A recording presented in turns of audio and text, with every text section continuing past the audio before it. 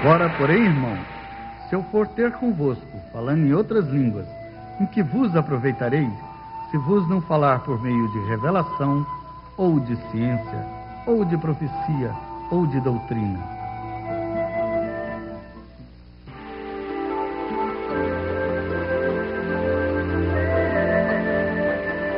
Caminhos do Evangelho.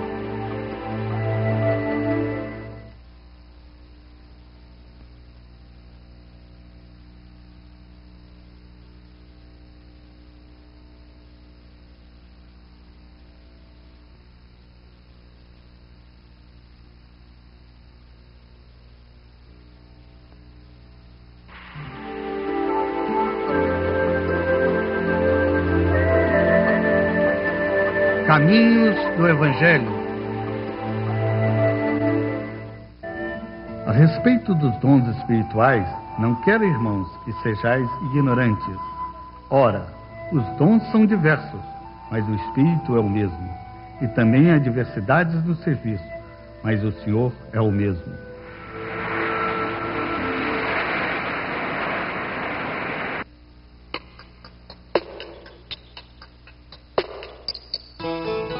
E você quer que eu acredite nessa bobagem de ponto riscado?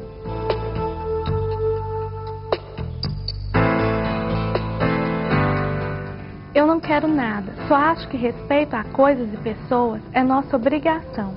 Antigamente, os espíritos usavam essa forma, não era para identificação, e sim como prova, usando a memória tipo São Tomé, entende? Afinal, na Terra, ninguém consegue guardar de cabeça tantos símbolos. Claro que atualmente, em plena era do fax, os espíritos já não precisavam mais dessa forma de manifestação. Estudar, acompanhar o progresso, deveria ser a meta de todo médium, mas afinal faltam professores em tantas áreas, por que não na religião? Quem estuda sabe se o espírito se comunica, é bom mesmo, não pelo ponto riscado, mas pelo evangelho seguido à risca.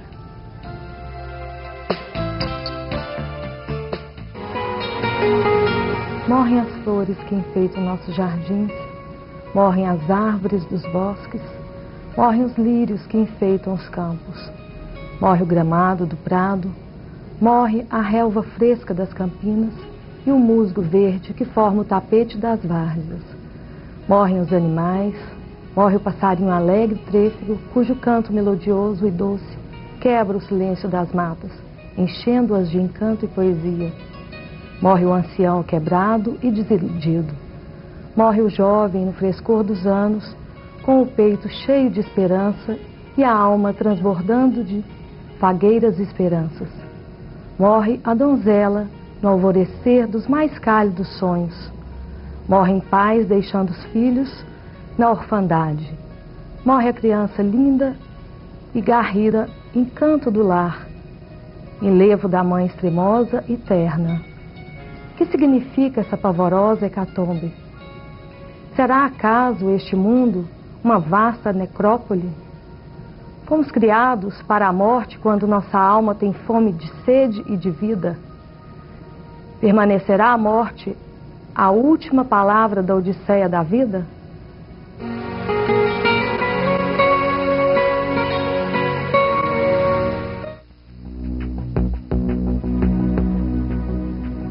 Vivemos no mundo da ilusão. A verdade não está naquilo que vemos, mas precisamente no que não vemos. Jogando com as faculdades do espírito e não com os sentidos, é que se compreende a validade das coisas. Ainda hoje, há muita gente que supõe que a Terra é fixa, porque não a vê mover-se. Outros há que imaginam as cores como propriedade dos corpos, e se lhe dissermos que as cores não existem, são aparências ou impressões postuladas, produzidas na retina pela luz, seguindo a sua natureza própria ou segundo a maneira como é refletida nos corpos, duvidarão da nossa integridade mental. São demais conhecidos os fenômenos denominados miragens, que se observam nos vastos desertos nas areias da África, onde o viajante, por ilusão de ótica, vê nitidamente na atmosfera a imagem de objetos distantes e até mesmo cidades, oásis, lagos, etc. E assim somos nós, enganados a cada instante pelos nossos sentidos, a propósito daquilo que nos afeta como expressão de realidade e não passa de ficção. Dentre todas as ilusões que nos cerceiam, a maior e a de mais sérias consequências é, sem sombra de dúvidas, a morte. Nada nos parece mais real e verdadeiro do que ela. É o epílogo fatal da vida, segundo o juízo geral. A própria ciência, oficializada, longe de combater este julgamento, este erro, é a primeira a fortalecê-lo, apresentando inclusive documentos atestados, documentando-a. E por ser assim, a morte, no sentido no que é considerada, vem gozando focos de realidade incontestável, de fato indiscutível e inexorável, não passando, no entanto, da maior de todas as ilusões de que a humanidade tem sido contínua vítima. Já disse alguém com bastante justeza que a pior mentira é a que mais se parece com a verdade. A morte está nesta condição, parecendo, segundo todos os aspectos, a última palavra no cenário da existência humana, não é mais do que simples dissimulação da verdade. A vida, eis a realidade verdadeira. É ela que vence, é ela que triunfa sempre, sobrepondo-se a todas as metamorfoses, a todas as contingências a que se submete em sua maravilhosa terapêutica pela senda da eternidade. A vida não é o que vemos. O que vemos são apenas as suas manifestações através das formas organizadas. Quereis saber o que é a alma? Dizia Santo Agostinho.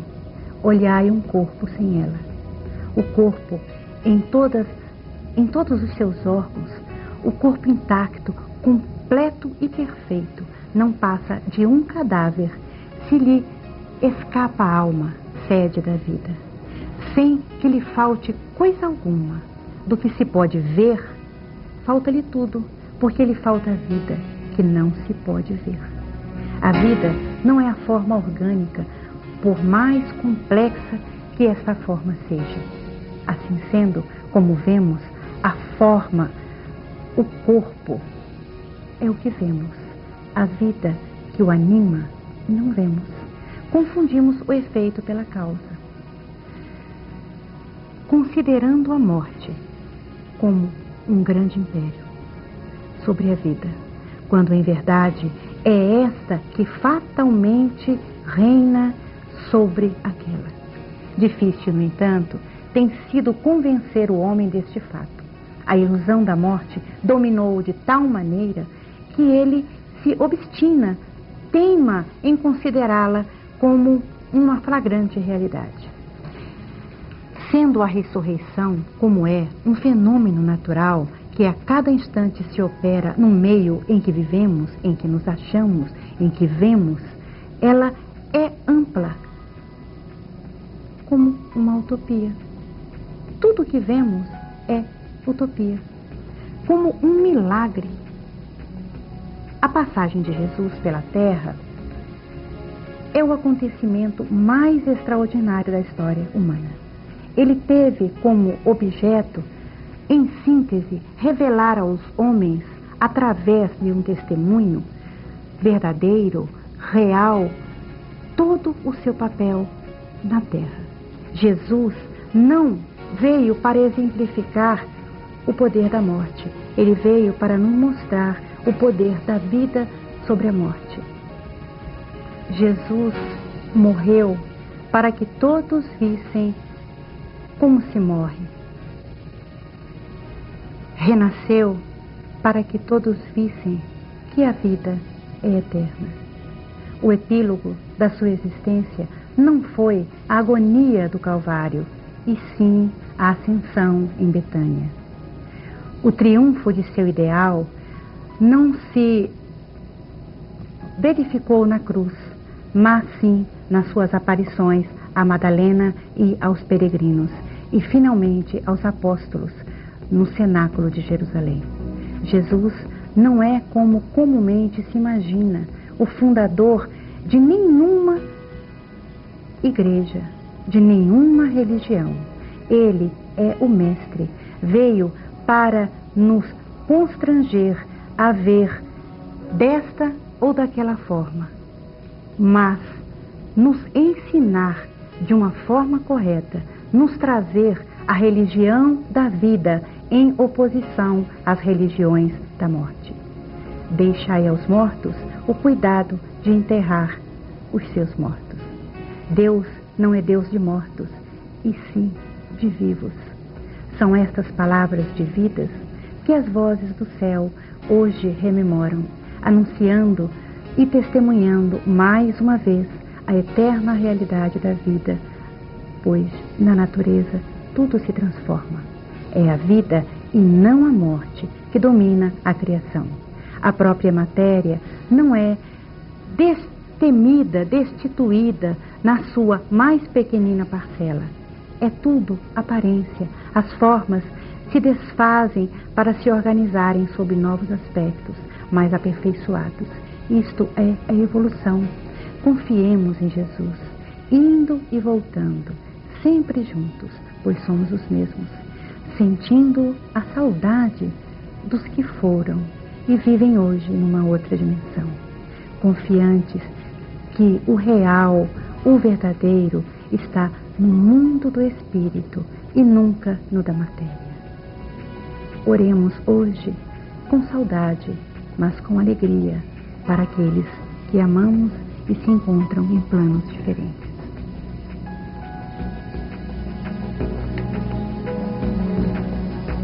Senhor, quando partirmos do plano físico, na direção do plano espiritual, fazei com que os nossos pensamentos de culpa não nos obscureçam ou nos conturbam a mente. Faça-nos, Pai, portadores de equilíbrio. Ajude-nos a afastar o sofrimento. Fazei, Pai, que também aqueles que permanecem na terra não derramem lágrimas em desesperos, a fim de que perturbar possam aqueles que se encontram numa dimensão superior. Abençoa, Senhor Jesus, todos aqueles a quem amamos e se encontram no plano maior da vida. Que assim seja.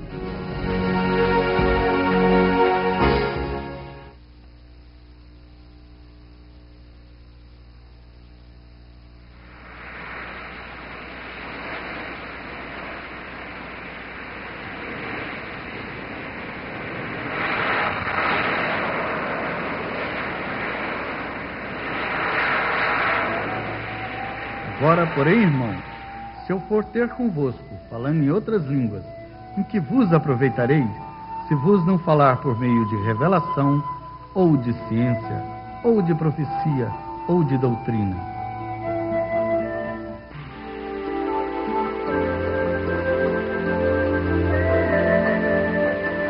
Caminhos do Evangelho.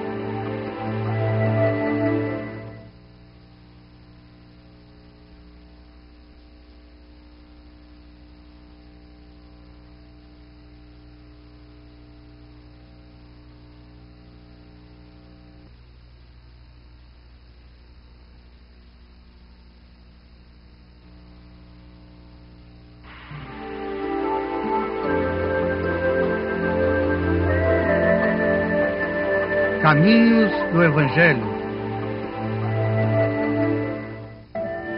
A respeito dos dons espirituais, não quero, irmãos, que sejais ignorantes. Ora, os dons são diversos, mas o Espírito é o mesmo. E também há diversidades no serviço, mas o Senhor é o mesmo.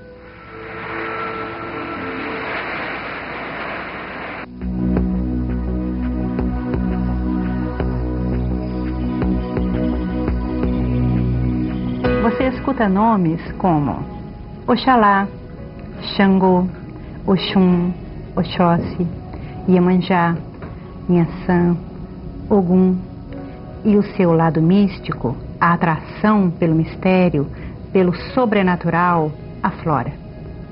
Aí vem à tona o seu lado materialista, cultural, social, preconceituoso, e você reage. Isto é bobagem. Nem tanto, nem tão pouco. Busquemos a lógica, o equilíbrio, através do raciocínio, e vamos analisar, vamos pensar. Será que orixás são símbolos? Não, orixás não são símbolos.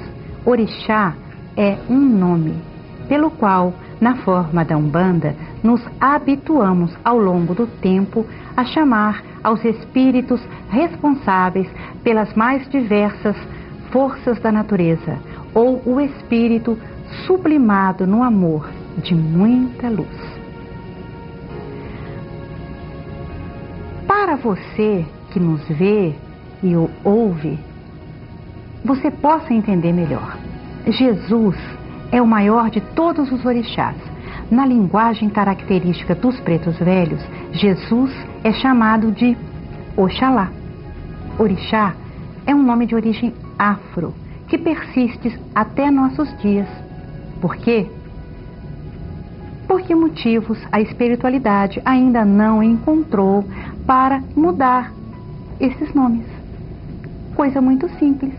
Os pretos velhos, carinhosamente, dizem: Oxalá abençoador, filho. Eles querem dizer que Jesus te abençoe, meu filho. É uma forma de linguagem. Como o nosso tempo é muito curto e nós não podemos nos expandir explicando, vamos tentar objetivar ao máximo. Você já entendeu que orixá é um nome. Oxóssi é o nome dos espíritos responsáveis pelas matas, pelas árvores, pelo verde.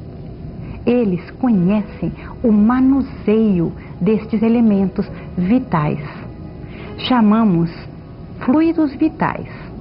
A importância do fluido de cada um, o poder curativo, balsamizante, energético de cada um deles, Oxóssi conhece.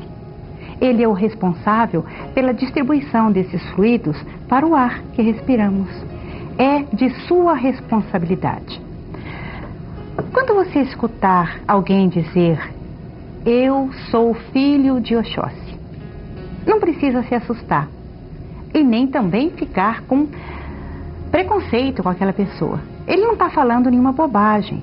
A pessoa está tentando dizer, e talvez ela não saiba explicar, o que é, a grande maioria dos casos, é que ser filho de Oxóssi é ter identificação com as matas, com o verde e os fluidos que delas emanam.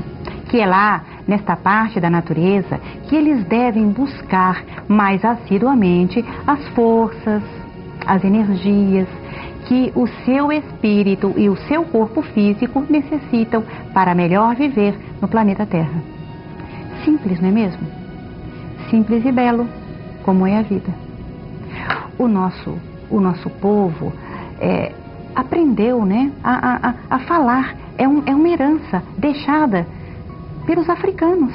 É cultura. Ser filho de Oxóssi, por exemplo, é encontrar as suas energias nas matas.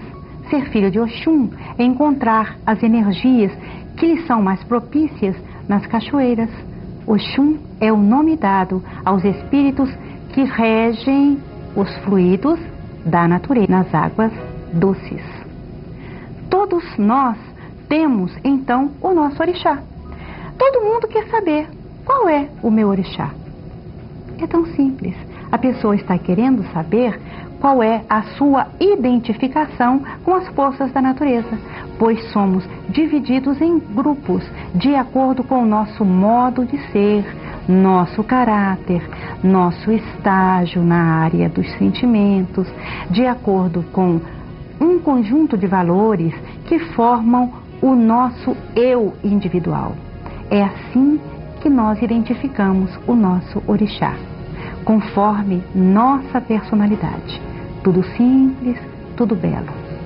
É só não exagerar no misticismo como a maioria das pessoas o faz. Aí você que está em casa nos assistindo, né? Fica pensando, será que tem base? Será que isso que eu estou ouvindo tem alguma lógica? Eu nunca li nada a respeito. Nós pensamos nisso. E para isto, eu vou pedir a você que preste bastante atenção no texto extraído do livro Nosso Lar, de André Luiz, psicografia Francisco Cândido Xavier. Vejamos. Narcisa disse a André Luiz: vamos à natureza. Acompanhei-a sem hesitação. E ela, notando minha estranheza, falou: não só o homem pode receber fluidos e emiti-los. As forças naturais fazem o mesmo. Nos reinos diversos em que subdividem, para o caso de nosso irmão enfermo, precisamos das árvores. Elas nos auxiliarão eficazmente. E André Luiz, admirado da lição nova, segue-a silencioso. Diz ele: chegamos ao local onde havia enormes árvores. Narcisa chamou alguém com expressões que eu não podia compreender. Daí a momentos, 8 entidades espirituais atenderam ao apelo. Imensamente surpreendido, via indagar da existência de mangueiras e eucaliptos. Devidamente informada pelos amigos que me eram totalmente estranhos, a enfermeira explicou: são servidores do reino vegetal, os irmãos que nos atendiam, e à vista de minha surpresa, rematou: como vê, nada existe de inútil na casa do nosso Pai. Em toda parte, se há quem necessite aprender, há quem ensine. E onde aparece a dificuldade, surge a providência. O único desventurado na obra divina é o espírito improvidente que se condenou às trevas da maldade. E Narcisa manipulou em poucos instantes certas substâncias para mim desconhecidas, do eucalipto e da mangueira. E durante toda a noite aplicamos o remédio ao enfermo através da respiração comum e da absorção pelos poros.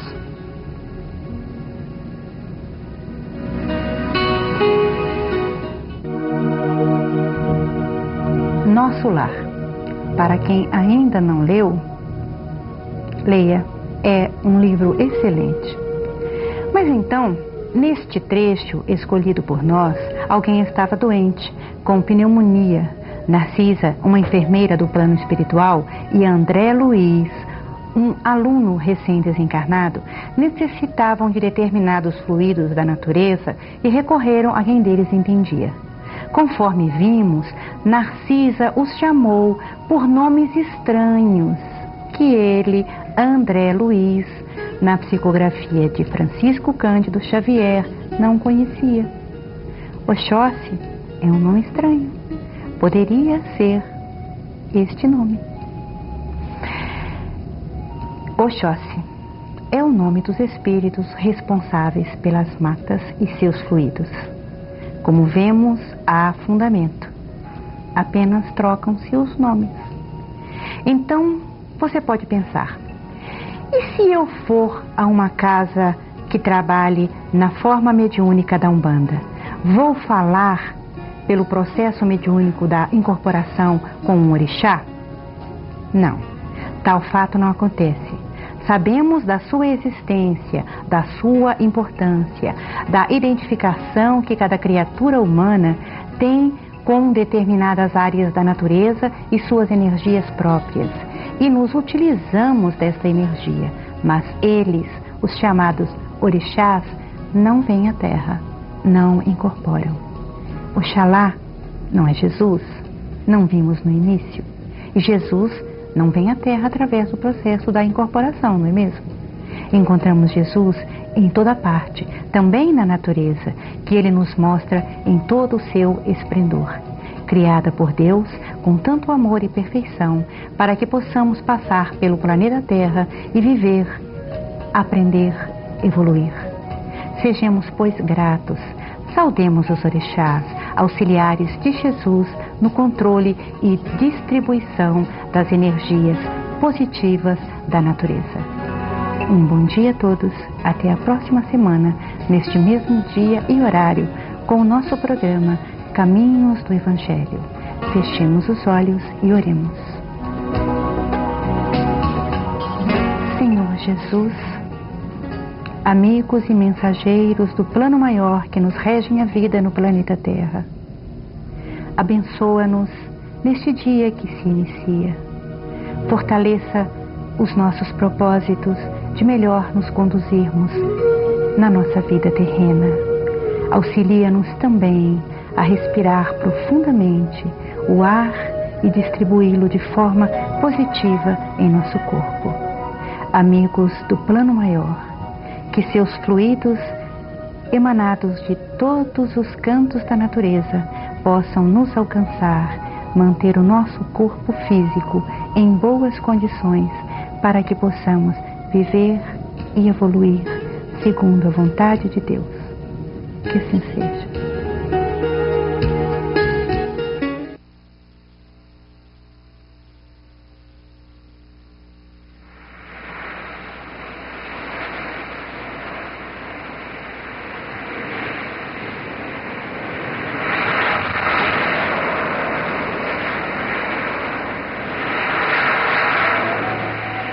Agora, porém, irmãos, se eu for ter convosco, falando em outras línguas, em que vos aproveitareis, se vos não falar por meio de revelação, ou de ciência, ou de profecia, ou de doutrina?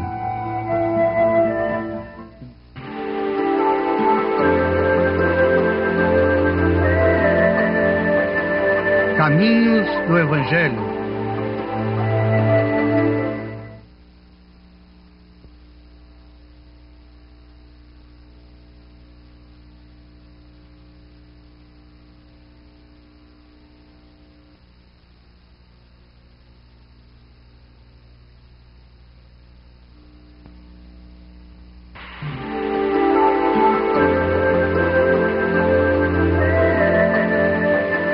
Caminhos do Evangelho. A respeito dos dons espirituais, não quero, irmãos, que sejais ignorantes. Ora, os dons são diversos, mas o Espírito é o mesmo. E também há diversidades no serviço, mas o Senhor é o mesmo.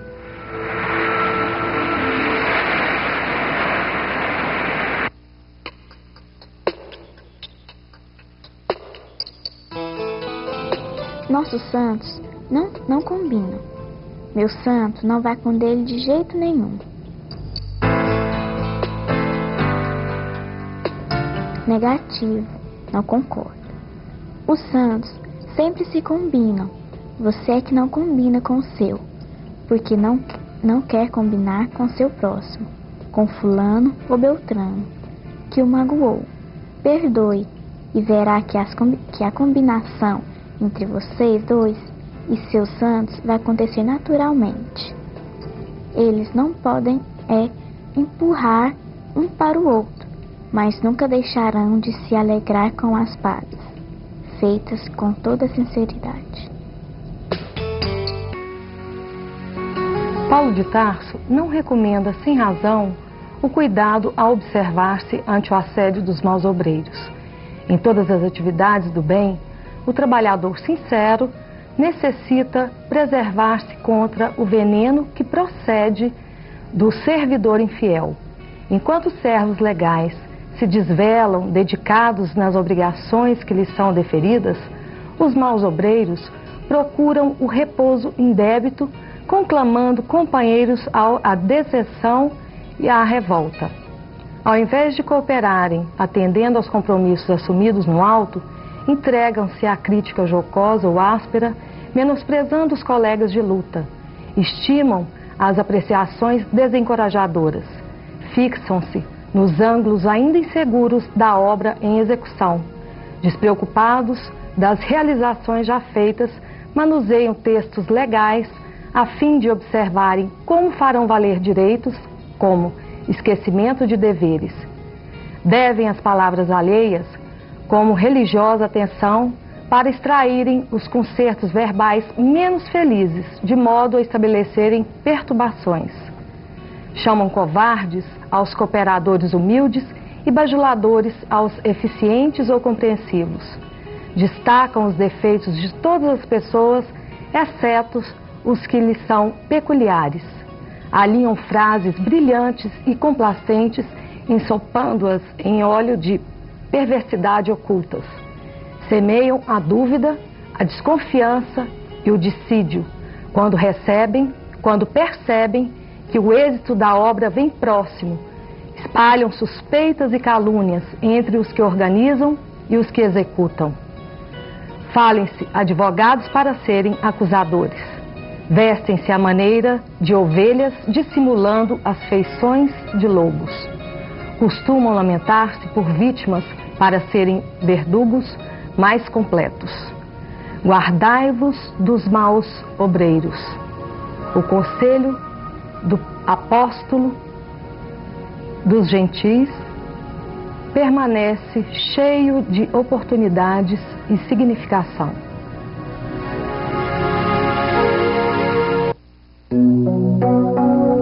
A exemplo dos maus obreiros, texto forte de Emmanuel, que acabamos de ver e ouvir, é muito fácil sermos desinteressados do serviço necessário da preservação da verdade e do bem. É assim também no nosso cotidiano. Isto acontece principalmente quando as consequências não nos digam respeito. Se estamos numa estrada e não temos a obrigação de inspecionar as deficiências do caminho, muito raramente nos incomodamos com o buraco deixado pelo aguaceiro na base de um viaduto. Não sucede, porém, o mesmo com os responsáveis, que desdobrarão esforços para consertar o estrago e remover o perigo. Assim somos nós. Queremos tranquilidade, mas Deus, em sua infinita sabedoria, coloca a responsabilidade sempre à nossa frente. Somos pais e acordamos juntos de filhos carentes de amparo e de orientação. É uma advertência à nossa responsabilidade. Orientamos empresas e verificamos omissões ante as quais o nosso silêncio seria apoio ao desastre. Exercemos funções educativas e somos defrontados por ocorrências que comprometem a segurança, o funcionamento de uma escola. Todos nós, sem exceções, temos alguma responsabilidade e forte. E não tenham dúvidas, importante é saber administrar. E encontraremos sempre nas falhas a advertência que não podemos desdenhar com displicência sobre a pressa de aprovarmos a influência das trevas. São estes os momentos mais dolorosos para os que receberam o encargo de velar por alguém ou por alguma parte de uma comunidade. Nestes trechos periclitantes da caminhada terrena, do trabalho árduo pelo qual nós somos os responsáveis, é que frequentemente somos compelidos à deserção. Não aguento mais, vou desistir. Pensamos nos momentos difíceis. Entretanto, comandante algum é trazido a conduzir um navio a fim de abandoná-lo ao sabor das ondas em momentos difíceis. Não faça isto, reaja, lembre-se, causa e efeito, ação e reação. Cada ação funciona pelo princípio do ricochete. Sai de nós, bate no destino a que foi lançada e volta para nós. Portanto, embora reclamações e tumultos nos cerceiem, prossigamos adiante na execução do trabalho que nos compete, sem desespero e sem mágoa, convencidos de que, acima do conforto de sermos imediatamente compreendidos, rege a tranquilidade da consciência no cumprimento de nossas obrigações. Sabemos que diariamente criamos o destino. Portanto, cabe a nós criar o bem. Quando te encontrares em obstáculos severos desta ordem, não desespere, não censure os companheiros que passam despreocupados ante as lutas em que tu te encontras. Eles estão criando o seu destino. Lembre-se, nascemos para criar o melhor. Portanto, não te acomodes com o mal, a pretexto de lealdade à harmonia. Diante dos maus obreiros, teremos um meio. No meio a tantos embates, quando não mais suportarmos as crises inevitáveis, uma solução aparece luminosa e reconfortante. Nós podemos orar. Ore sempre, fiel ao bem da verdade e à verdade do bem, ainda mesmo que todas as circunstâncias te condenem. Ainda assim, através da prece, o Senhor nos dá a força justa com a medida adequada e a palavra precisa no rumo certo. Assim será sempre, porque se nós, as criaturas, dirigimos, Deus guia. Manejamos a vida, mas a vida é de Deus. Um bom dia, até a próxima semana, com o nosso programa Caminhos do Evangelho. Oremos. Ave Maria, cheia de graças, o Senhor é convosco. Bendita sois vós entre as mulheres, e bendito é o fruto do vosso ventre, Jesus. Santa Maria, Mãe de Deus, rogai por nós, os pecadores, agora e na hora de nossa morte. Assim